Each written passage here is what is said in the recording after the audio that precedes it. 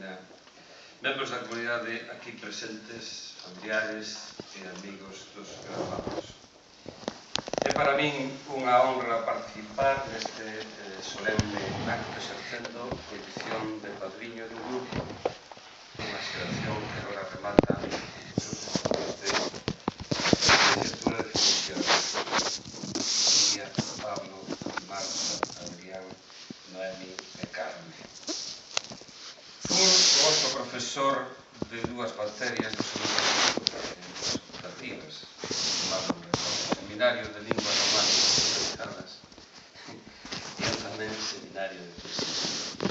E agora teño por alta honra, pero tamén por alta responsabilidade, esta miña hoxe condición de padriño.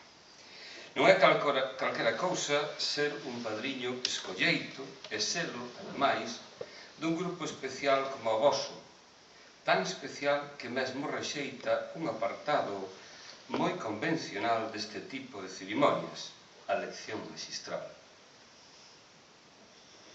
Estou de acordo con que prescindir da lección magistral axiliza o acto, desde logo, pero tamén quero que saibades que iso, sinceramente, ao PDI, é dicir, ao sector profesorado, dóenos. Dóenos porque pode, de portas para fora, interpretarse como un síntoma da consideración que tendes das nosas leccións diarias e das poucas ganas que vos quedaron de lles por hoxe o ramo da magistral. É comprensible, pero doe. Non quero ameazar aquí co das 7 tazas de caldo para quen non quere unha. Simplemente me gustaría amalgamar nas miñas palabras aqueles aspectos propios do discurso informal e mesmo familiar dun padriño cos máis acaídos á derradeira lección que recibides. Velaí a miña responsabilidade, a derradeira lección do mestre evocando a Castelao. O erro foi voso, escollerdes de padriño un teimudo profesor. Para nos orientar, velaquí o mapa conceptual que vos propoño. Marco Sende, o Digging de Seamus Heaney, o Esperando de Xavier Rodríguez Baixeras, o Amor e os camiños da vida, Resistencia, Rosalía. Marco Sende. Estamos na chanda comieira ao pé da lagoa e do camiño dos arrieiros, delimitados pola pedra onde morreu o home e a pedra do lagarto, por riba da devesa, da resteva, do valo, dos cotos e das chandas bailladas. A toponimia que nos devolveu Iván Sestai, un alumno, colega voso, que non celebrou aínda a graduación. Estamos en Marco Sende, é dicir, no marco, no linde, nos límites. As augas da chuvia que nos molla nesta facultade, que nos molla por dentro, porque nos continúa chovendo dentro, como en Pimentel. Caen indecisas estas pingas da chuvia, sen saberen moi ben se escorregaren cara ao val do Miñor ou cara ao val do Fragoso e máis do Sárdoma. E velaquí estades vos tamén, neste marco, neste límite, nesta fronteira, neste rito de pasaxe entre o que acabades e o que comezades, entre unha parte da vosa vida dedicada á formación e outra na que se inicia ou debería iniciar nun mundo que rolase no seu a etapa da vosa vida profesional e laboral.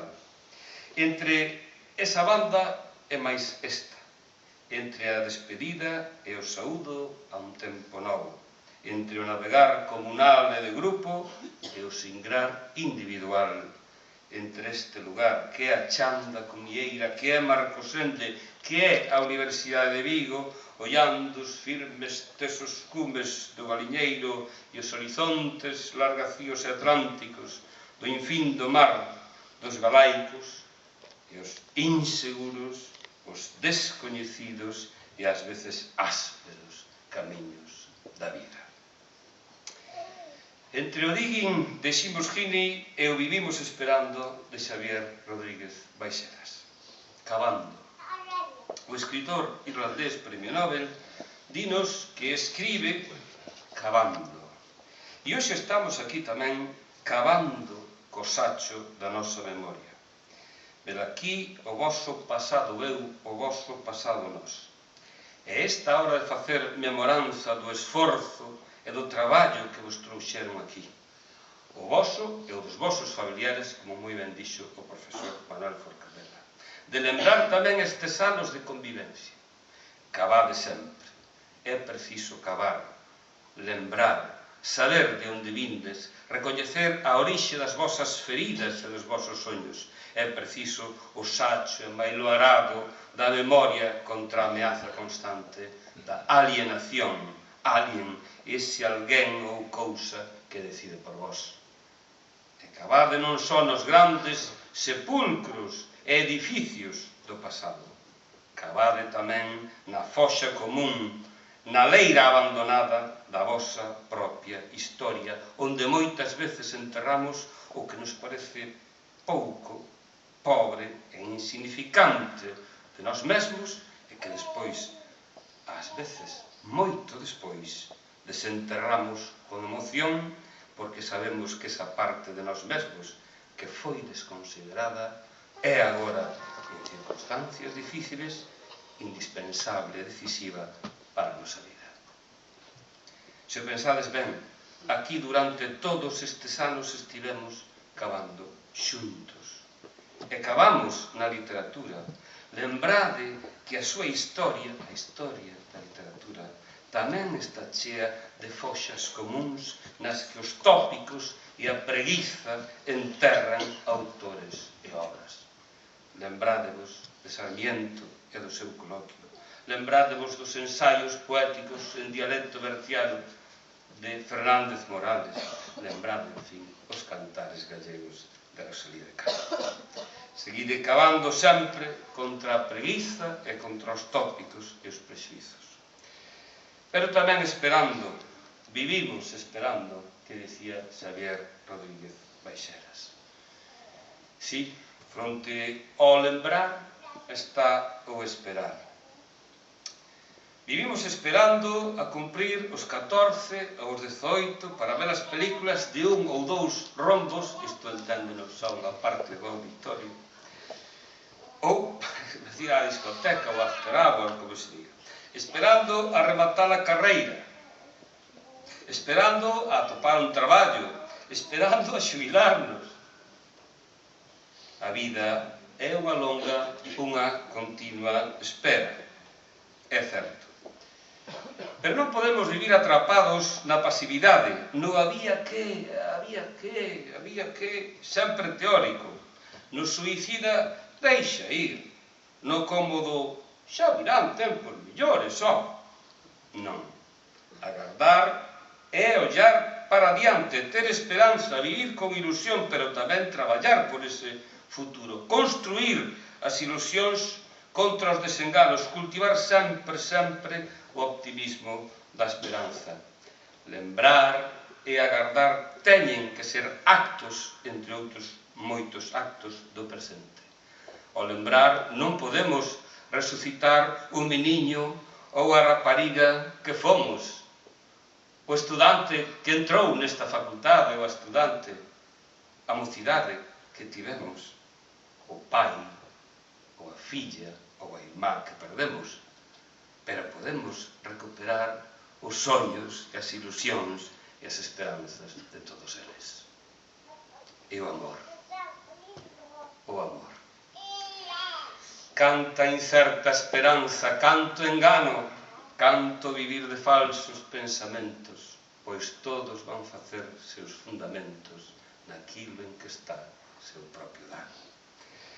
Na incerta vida estriban de un humano, dan crédito a palabras que son ventos, choran despois as horas e os momentos que riran con máis gusto en todo o ano. Non haxen apariencias confianzas, entendei que o vivir é de emprestado, que o do que vive o mundo son mudanzas. Mudai, pois, o sentido e o cuidado, somente amando aquelas esperanzas que duran para sempre. O amado. Dicía Camões neste soneto que eu versiono ao galego, como dixera séculos antes Joan Aires de Santiago medieval na súa cántica: todas as cousas eu vexo mudar, mudanse os tempos, muda o al, mudase a gente en facer ben ou mal, mudanse os ventos e todo o terrén, mas non se pode o corazón mudar do meu amigo de me querer ben. O amor, sí. Cultivade o amor, non abandonedes a paixón tamén polo saber. As paixóns persoais e académicas son elas as que vos alimentan e vos nutrirán toda a vosa vida. O amor, sí. Esa é a pulsión, a magnolia ao lado da tamén necesaria pólvora con ferrín. O amor e a destrucción convivindo sempre, inmortais, o cabalo que nos leva, segundo a metáfora de Sigmund Freud, as pulsións do dasés. Pero antes que a Freud xa nos rosaría falar delas, da arrebatadora violencia con que nos invaden, do espasmo con que nos posúen, da frustración con que nos vencen e nos abandonan.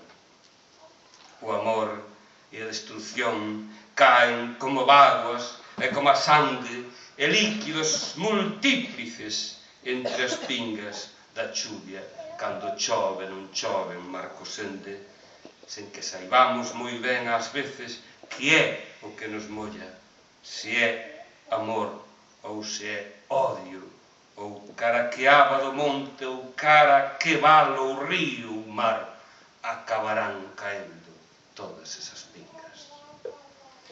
Silencio. A man nerviosa e palpitante o seo, as niebras dos meus ollos condensadas con un mundo de dudas nos sentidos e un mundo de tormentos nas entrañas, sentindo como loitan en sen igual batalla inmortales deseios que atormentan, rancores que matan. Mollo no propio sangue a dura pruma rompendo a vena hinchada e escribo. Para que? Volvede ao máis fondo da alma, tempestosas imaxes, ide a morar cas mortas lembranzas, que a man no papel só escriba palabras e palabras e palabras. Da idea a forma inmaculada e pura, onde quedou velada? Lembramos e agardamos aquí en Marcos Ende, no marco, nas lindes, entre inmortales deseios que atormentan e rencores que matan. Entre o amor e o odio. Escribir é duro, estudar é duro, vivir é duro. Pero nestes momentos de crise económica, nesta idade de ferro, nestes tempos de pensamento único ou pensamento cero, non esquezades a universidade, a formación, que para sempre agora irá convosco. Porque a universidade non é un fin, é un medio individual e colectivo de acceso ao coñecemento científico e máis á cultura. O que pasa é que, por paradóxico que pareza, nin o coñecemento, nin a cultura están só ou se limitan á universidade. A vida, no seu devalar e cos seus camiños, é unha constante escola de aprendizaxe e formación. Fora da universidade tamén un aprende, tamén se un forma. E agora ven máis mentes aqueles dos paseos que demos desertando da aula de poesía, non sei se da poesía ou das linguas románicas minorizadas, por Marcos Ende adiante. Fomos vendo plantas, especialmente árbores, diferenciando carballos de castiñeiros, vidos de ameneiros, freixos e salgueiros, cerdeiras de espiños e estripeiros, os chopos, as carrochas, as sobreiras. E foi mesmo este ano que demos culiño bravo que nos medra aquí, ao pé dos nosos camiños, ano tras ano, sen que ninguén de man humana non lo semente, como un milagre. A universidade está tamén aí, fora, nacendo e medrando como o liño bravo noso, como está na rúa a universidade, que nos dá a rúa extraordinarias leccións todos os días. Non hai universidade sen termos en conta o noso medio natural e o noso medio social.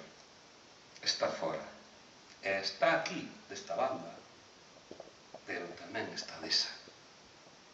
Quero dicirvos que eu tamén fui un universitario e que aprendín moito dos meus profesores e profesoras no instituto e na universidade, pero non vos podedes imaginar todo o que aprendín durante os meus 30 anos de profesor, todo o que aprendín dos meus alumnos e alumnas, dos mociños e mociñas de secundaria e agora tamén de vós, homes e mulleres feitas e dereitas, como tamén aquí se dixo. Esa sería realmente a miña lección magistral, a de aconsellarvos que vos poñades sempre no lugar do outro, a de que escoitedes, a de que abrades ben as orellas. O mundo fala polos libros, pola palabra dunha profesora, nas bibliotecas, pero tamén fala na aromástica dun mariñeiro de Bouzas, na pregunta e no xesto dun alumno, nas ágoras populares nas que se canta ou bebe, nas que se conversa ou ama. E ademais de aprender, compre tamén resistir. Dixemos que a vida aquí e fora é moi dura, que as circunstancias actuais son tamén moi adversas. E si, por iso compre seguir aprendendo e resistir con esperanza. Estes tempos son difíciles, pero houve outros na historia, mesmo na historia recente, aínda máis complicados. Si, navegar nestas turbas, a voltas, enremuiñadas augas, é difícil.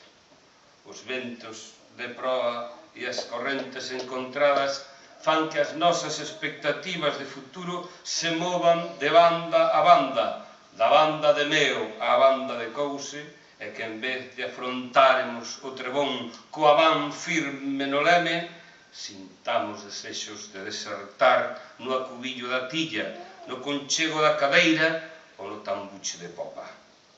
Nunca. Se hai que capear, capéase. Se hai que aferrar as velas, cosen sorrises. Se hai que largar a escota, arriamos e empróase. E se fai falta, tamén se boga, tamén se singra, tamén se rema. Pero nunca nos deixemos ir. A lección aquí é a daquela muller viúva de vivos e mortos que ninguén consolará de Rosalía, aquela que baixou de Padrón polo Ulla abaixo, polas veigas de Lestrobe, polas brallas de Leillo, polas follas novas deica chegar ao pego negro das Torres de Oeste, e que tamén estaba no límite, na fronteira, no marco da súa desesperada existencia, como tantas e tantas mulleres retratadas por Rosalía de Castro. Aí a auga corría polo seu camiño e eu iba ao pé dela preto dos leiños sin poder cas penas que morran comigo. Con tamaña carga, para onde eu iba? A Virxe sabrallo, que eu non o sabía, mais sei que fuxindo de min mesma iña. Por entre os herbales, profunda sombrisa, cal unha serpente de escamas burllidas, brillaban meus ollos, dándome cobiza. Estaba tan soia. Nin bote, nin lancha, nin velas, nin remos, a vista alegraban. E soia las veigas tamén se quedaran. Que bonitas eran. Noutro tempo as rosas que naqueles campos medran e se esfollan, mas muchas entonces se mostraban todas. E o sol cala lúa en noite de brétema brilaba tembrando por entre as vimbieiras tan descolorido como a mesma cera. E ao ferir as ondas revoltas e escuras víanse no espeso da negra fondura as serras mariñas e longas que a surcan. Rosalía sen lar nin arrimo, Rosalía sen bote, nin lancha, nin vela, nin remos. Rosalía sen nada, como a todos os desposuídos e miserables, resistiu, sobreviviu. Velaí a lección, especialmente para vós, filólogos da lingua e da literatura galega, a lingua propia de Galicia, o ben máis extraordinario que a nosa nación lle deu e lle continúa dando á humanidade. A lingua das páxinas de Rosalía de Castro, a bandeira do noso pasado que cavamos, do noso presente en que actuamos e do futuro tamén que agardamos. Ben sabedes que nas miñas explicacións da aula fosen de poesía ou método de linguas románicas minorizadas, como estas miñas desaliñadas verbas de hoxe, sempre escoraron e continúan escorando cara a Rosalía. Pois ben, outro recado vos quero dicir. O ano que ven conmemórase o 150 aniversario da publicación de Cantares Gallegos aquí en Vigo, na imprenta de Juan Compañel, na Rúa Real. Camiñamos e navegamos con rumbo á dignidade e á liberdade de Galicia nesa nave botada aquí en Vigo hai 150 anos. Na nave Rosalía de Castro. Ela, insisto, que non tiña nin bote, nin lancha, nin vela, nin remos, deixouno la nave. Ela que non tiña nin lar, nin arrimo, que non tiña nada da súa propiedade, deixounos, testounos, mandounos a casa. Esa casa na que arde un lumiño que nos canta a todos, un lumiño co que se coce o pan, co que levamos 150 anos resistindo. Ela, que non foi á universidade, nin en ningún estivo formación filolóxica galega, que levaba na frente unha estrela, ela, e lo vi con cantar, tamén nos deixou hai 150 anos aquí en Vigo o cantar da esperanza para o pobo galego máis límpido que eu coñeza. Que vos sirva tamén a vos e que Rosalía sexa o vosso espello. Vai de noite, vai fuxindo, vente aurora, vente abrindo co teu rostro que sorrindo a sombra espanta. Canta, paxariño canta, de ponliña en ponla, que o sol se levanta polo monte verde, polo verde monte, alegrando as ervas, alegrando as fontes. Canta, paxariño alegre, canta. Canta porque o millo medre, canta. Canta porque a luz te escoite. Canta, canta que fuxeu a noite. Noite escura, logo ven a moito dura, co seu manto de textura, do meirallos e temores, a oreira de dolores, a harimo de pesares, cubridora en todo mal. Sal!